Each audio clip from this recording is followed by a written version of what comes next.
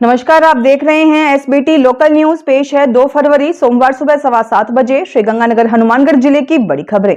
श्रीगंगानगर जिला पुलिस द्वारा अवैध मादक पदार्थों के खिलाफ चलाए जा रहे ऑपरेशन सीमा संकल्प के तहत रायसीनगर थाना पुलिस ने 965 ग्राम डोडा पोस्त जब्त कर एक आरोपी को गिरफ्तार किया है। जिला पुलिस अधीक्षक डॉक्टर अमिता दुहन ने बताया कि यह कार्रवाई रायसीनगर थानाधिकारी महावीर प्रसाद के नेतृत्व में की गई। आरोपी विनोद कुमार पुत्र अनिल कुमार उम्र 36 वर्षीय निवासी 11 टेके को ग्राम पंचायत भवन 11 टेके से गिरफ्तार किया गया। आरोपी के खिलाफ एनडीपीएस एक्ट के तहत प्रकरण दर्ज कर जांच शुरू की गई है। प्रारंभिक पूछताछ जारी है।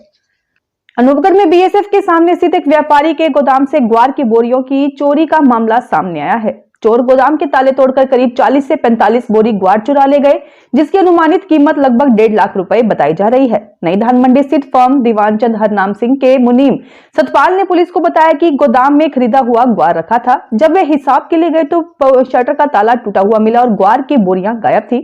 चोरी से पहले गोदाम में करीब 3510 बोरी ग्वार मौजूद था। अनूपगढ़ पुलिस ने रिपोर्ट दर्ज कर जांच शुरू कर दी है।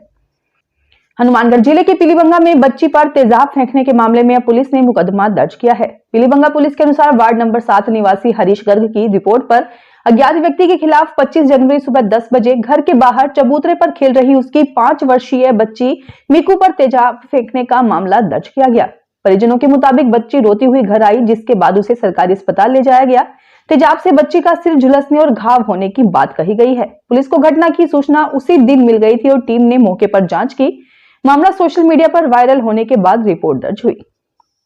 श्रीगंगानगर में मिर्जेवाला मार्ग स्थित तपोवन महिला आश्रम में 31 वर्षीय युवती की चक्कर आने से मौत हो गई। सदर थाना पुलिस के अनुसार आश्रम कर्मचारी की रिपोर्ट पर मर्ग दर्ज की गई है।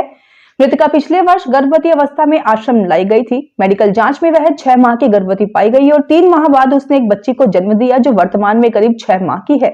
आश्रम में रहने के दौरान मृतका का नाम सोनी बताया गया, लेकिन उसके परिवार या पति की जानकारी नहीं मिल पाई। गुरुवार देर शाम उसे चक्कर आया, जिसके बाद अस्पताल ले जाया गया, जहां डॉक्टरों ने मृत घोषित कर दिया। शव को मुर्दा घर में सुरक्षित रखवाया गया है।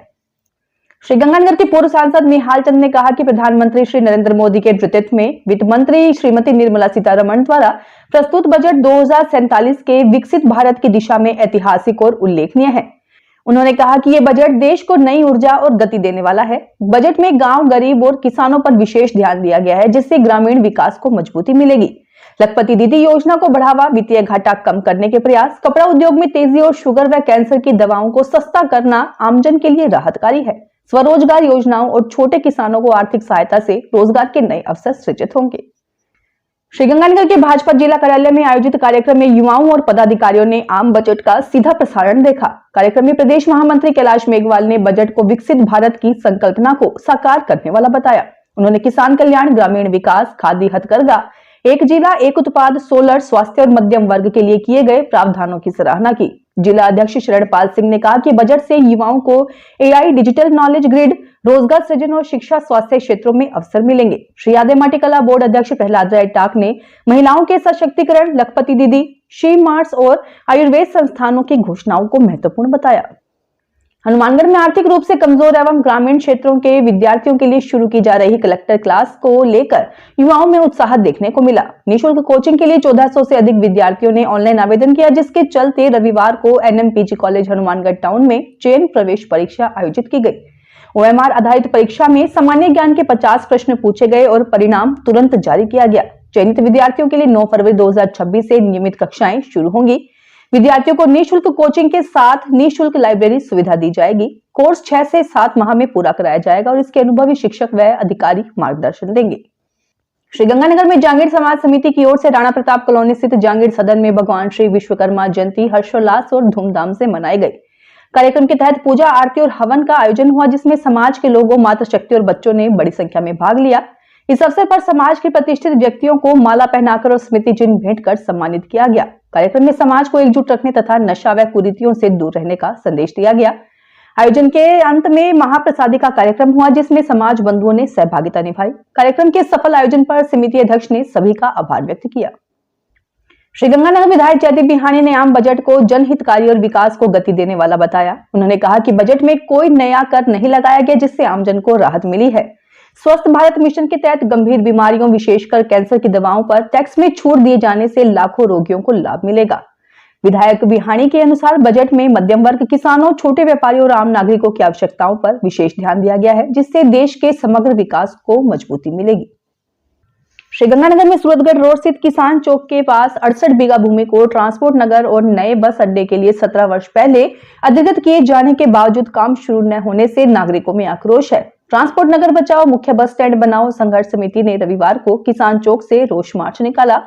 वक्ताओं ने नगर विकास न्यास पर लापरवाही और कॉलोनाइजरों से मिलीभगत के आरोप लगाए। समिति प्रमुख रामफल बिश्नोई ने बताया कि अक्टूबर 2025 में लेआउट प्लान स्वीकृत होने के बाद भी परियोजना आगे नहीं बढ़ी। उन्होंने सरकार से आगामी राज्य बजट में नए बस अड्डे और ट्रांसपोर्ट नगर के लिए बजट आवंटन की मांग की। समिति ने आंदोलन तेज करने की चेतावनी दी है। हनुमानगढ़ में राजस्थान सरकार के मुख्यमंत्री कृषक साथी सहायता योजना के तहत ग्राम उत्थान शिविर में पीड़ित कृषक परिवार को आर्थिक संबल प्रदान किया गया।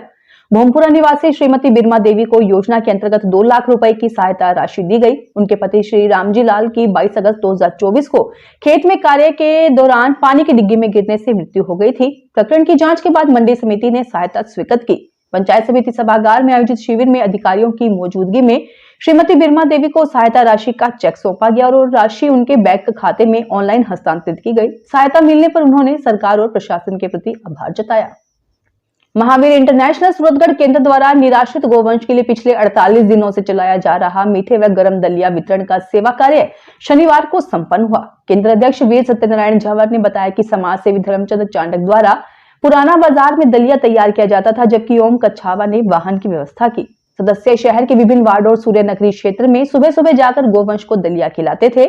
इस सेवा कार्य में शहर वासियों का भरपूर सहयोग मिला। प्रकल्प में शेष बची राशि को आगे भी गो सेवा से जुड़े कार्यों में खर्च किया जाएगा।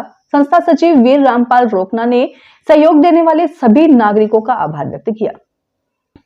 राजस्थान सरकार के सूचना प्रौद्योगिकी एवं संचार विभाग की पहल के तहत हनुमानगढ़ जंक्शन स्थित पीएम श्री राजकीय उच्च माध्यमिक विद्यालय में आई स्टार्ट लैब नेस्ट की स्थापना की गई। ये लैब विद्यार्थियों को नवाचार और उद्यमिता से जोड़कर आत्मनिर्भर बनाने की दिशा में प्रेरित कर रही है।